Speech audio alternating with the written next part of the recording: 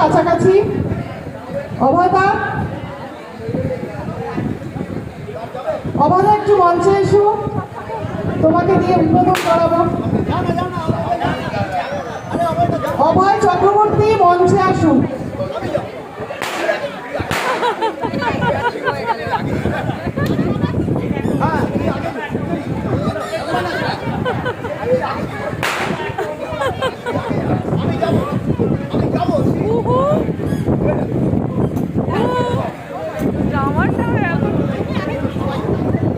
ছবি তুলবে?